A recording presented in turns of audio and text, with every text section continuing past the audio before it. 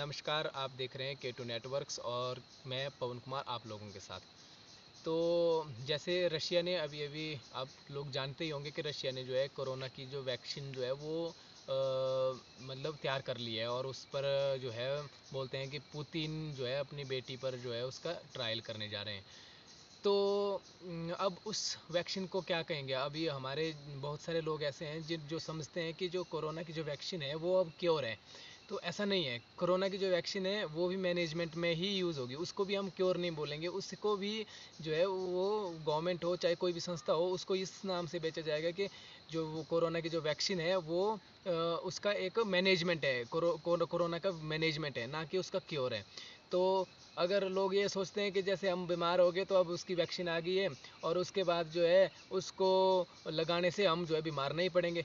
तो मैं ये बताना चाहता हूँ लोगों को कि वो जो वैक्सीन है वो क्योर नहीं है, वो भी मैनेजमेंट है और उससे उसको जो है आपको कोरोना होने से पहले लगाना है, ना कि कोरोना होने के बाद में लगाना है।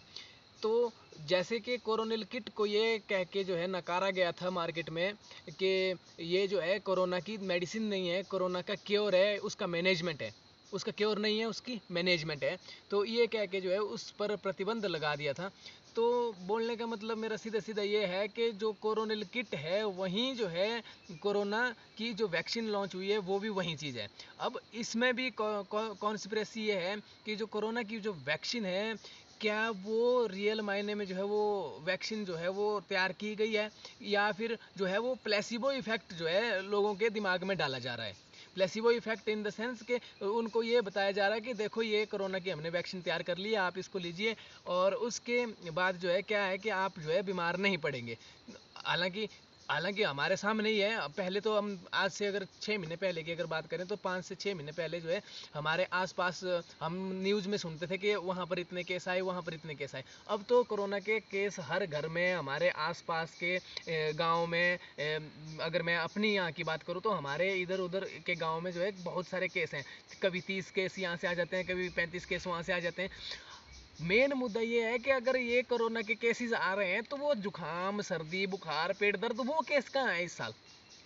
अगर ये बोलते हैं कि इतनी डेथें हो रही है, अरे कितनी डेथें हो रही है? इससे बड़ा इशू तो ये है कि इस लॉकडाउन के अंदर जो है कम से कम 450 लोगों के सुसाइड केसेस हैं।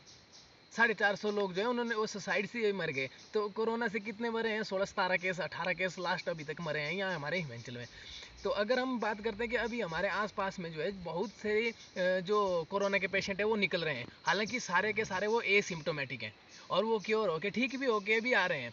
और उनको अगर पूछा जाए, अगर पर्सनली उनको हमने हमने कि बहुत सारे ऐसे लोगों से बात की तो वो बोलते हैं कि हमें तो कोई दवाई दी ही नहीं है पैरास्टामोल और हमें क्वारंटाइन में रखा गया है।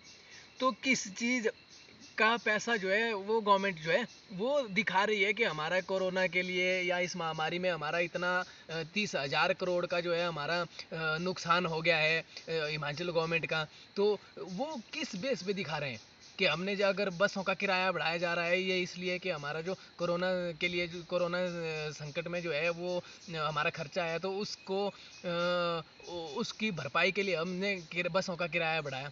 तो ये तो कोई इशू नहीं लग रहा है मुझे। अगर हुआ भी है, अब मान के चलो कोई दवाई नहीं है, कोई मेडिसिन नहीं है, उनको एक कमरे में बिठा के रखना है, उनको खाना खुना खिलाना है, तो उसमें क्या 30,000 करोड़ का खर्चा आ जाता है। इतने तो पूरे हिमाचल में केसेस भी नहीं है। पॉपुलेशन की दृष्टि से देखा जाए तो हमारे जितने भी जो केसेस आ रहे हैं वो बहुत निग्लिजिबल हैं और उनमें भी कुछ चीज़ें, कुछ डेथें ऐसी, कुछ क्या सभी मैक्सिमम सारी की सारी डेथें ऐसी है जो कोमॉर्बिड कंडीशन में थे, मतलब जिनको पहले से ही कोई बीमारी थी और उनकी हालात सुधरने वाली नहीं थी। और कुछ केसेस तो हमारे सामने अभी अभी ऐसे भी आए 1-2 दिन पहले की कि उसको उसको वो मृत हो गया, बंदा मर गया है, उसका बोल रहे हैं फिर मरने के बाद बोल रहे हैं उसको कि उसको कोरोना हो गया है ना, उसकी टेस्ट रिपोर्ट पॉजिटिव आई थी तो उसको कोरोना था तो इसलिए वो कोरोना से मर गया। तो क्या उसकी जो पहले की जो डिजीज से जो जूझ रहा था वो बंदा, वो क्या हम रिजेक्ट कर रहे हैं, उसको क्या हम निगलेक्ट कर रहे हैं? तो ये अब आम जन साधारण के सामने जो है इसका सब लेखा जोखा उनके सामने जो है पूरा का पूरा दिख रहा है ये। अच्छा, हम बात कर रहे थे कोरोना वैक्सीन की। तो कोरोना वैक्सीन की अगर हम बात करें तो वो कैसे काम करेगी उसके बारे में मैं डिटेल में बताऊंगा अभी। तो कोरोना वैक्सीन कैसे काम करेगी, मान के चलो कि हम बीमार नहीं है और हमने कोरोना की वैक्सीन ली। तो हम क्या करेंगे कि आर्टिफिशियली जो है हमारे अंदर जो है इम्यूनिटी जो है वो डेवलप हो जाएगी। आर्टिफिशियली मतलब वो हमारे अंदर पहले से नहीं थी, तो उसको उस वैक्सीन के लेने के बाद जो है हमारे अंदर उसकी इम्यूनिटी, रोग प्रतिरोधक क्षमता जो है वो डेवलप हो जाएगी कुछ टाइम के लिए या फिर परमानेंटली। तो उस तरीके से कोरोना वैक्सीन जो है वो काम करेगी।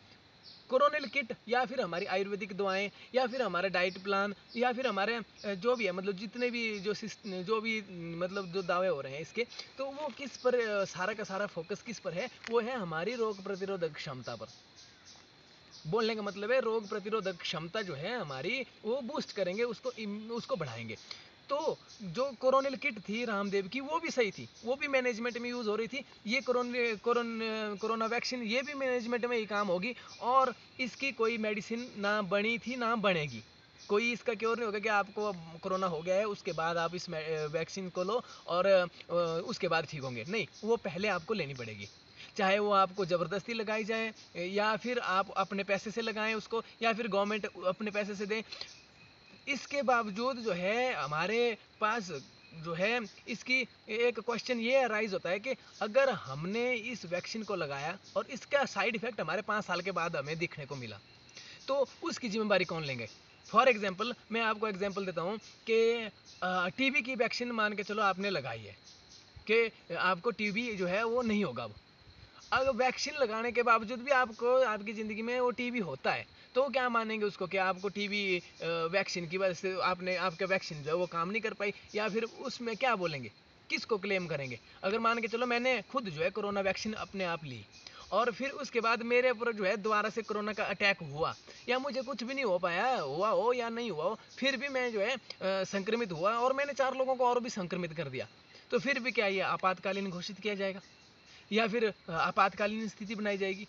तो मेरे हिसाब से कुछ भी नहीं है। जो हमारी पुरानी सर्दी खांसी और जुकाम होता था पुराने ज़माने में, तो सूखी खांसी होती थी, काली खांसी होती थी, तो उसका मैनेजमेंट हम कैसे करते थे? अपने आयुर्वेदिक दवाएं उससे लेकर के अपने घरेलू नुस्खे अपना करके जो है उसको ठीक किया जाता था। तो वो एक इशू है। अब दूसरी बात ये है कि चाइना की हाल ही की कुछ जो है न्यूज़ों में बताया जा रहा था, पंजाब केसरी की न्यूज़ों में एक वीडियो आया था कि कोरोना पेशेंट थे जो रिकवर हो चुके हैं, नेगेटिव हो चुके हैं, उनके जो है 90% जो फेफड़े हैं वो अभी भी ख़राब हैं। तो अगर उनके 90% फेफड़े ख़राब है तब तो ये बहुत बड़ा इशू है, हमारे लिए बहुत खतरे की घंटी है। तब जितने भी केस हमारे पास आ रहे हैं तब तो और भी डरने की बात है। तब तो हमें बिल्कुल ही इसको स्ट्रिक्टली लेना चाहिए। क्यों? और हमारी गवर्नमेंट क्या, जितनी भी दुनिया के जितने भी देश हैं उन सभी को इकट्ठा होके चाइना पर जो प्रेशर डाल के उसके जो मेन जो कारण है उसके बारे में पता करना बड़ा ज़रूरी है कि अगर वो लैब मेड वायरस है तो हमें डरने की खासी ज़रूरत है, बहुत ज़्यादा ज़रूरत है अगर वो वायरस लैब मेड है। क्यों? क्योंकि उसके साइड इफेक्ट हो सकता है कि HIV एड्स की तरह 2-3 सालों के बाद भी आए, या फिर क्योर होने के बाद जो है वो 1-2 साल के बाद उनके फेफड़े ही खराब हो गए हो। अगर ये वायरस लैब मेड है तो इसका पूरा का पूरा जो जायजा है वो मिलेगा चाइना से। हालांकि अभी कोई भी पॉलिटिकल पार्टी हो, कोई भी इंटरनेशनल संस्था हो, चाहे WHO हो, चाहे हमारी ये क्या बोलते हैं जो ये होता है UN, यूनाइटेड नेशंस हो, या फिर संयुक्त राष्ट्र जिसको बोलते हैं, जिसके संयुक्त राष्ट्र के अंदर जितनी भी कंट्री आती है, वो इसके बारे में कोई भी जो है अपनी राय ना तो दे रहे हैं, ना इसके बारे में कोई चर्चा कर रहे हैं। लॉकडाउन लगाया हुआ है, उधर से जिसके घर में कोरोना का पेशेंट है उनको घेरा जा रहा है, वहाँ पर जितने संक्रमित केस हैं उनको निकाला जा रहा है। कहीं से न्यूज़ ये आ रही है कि उस हॉस्पिटल में जी इतना चार्ज लिया जा रहा है, इतना पेशेंट से चार्ज किया कर रहे हैं वो। अब किस किस को जो है इस चीज़ के दोष दें? सरकार जो है हमारी कर क्या रही है, हमें ये समझ नहीं आ रहा है कि क्यों कर रही है, कैसे कर रही है। अब ये समझ से बाहर है। एक साइड से बोलते हैं कि अनलॉक कर दिया जाएगा, दूसरी साइड से जो है ऊपर से इंटरनली जो है वो प्रेशर डाला जा रहा है जो कोरोना पेशेंट्स होते हैं। जैसे जहाँ भी जिस भी एरिया में जो कोरोना पेशेंट आता है उनको जो है एक मुजरिम की तरह ले जाके उनको क्वारंटाइन किया जाता है। तो ये कोई इशू नहीं है। अब बहुत सारी ऐसी रिपोर्टें हैं जिनको हम आपके सामने दिखा। तो दोस्तों आज के लिए मेरा वीडियो बस इतना सा। अगली वीडियो में फिर मुलाकात होगी, तब तक बने रहिए K2 नेटवर्क के साथ, और मैं आप लोगों के साथ बना रहूँगा पवन कुमार। मुझे मत भूलना। तब तक के लिए बाय बाय।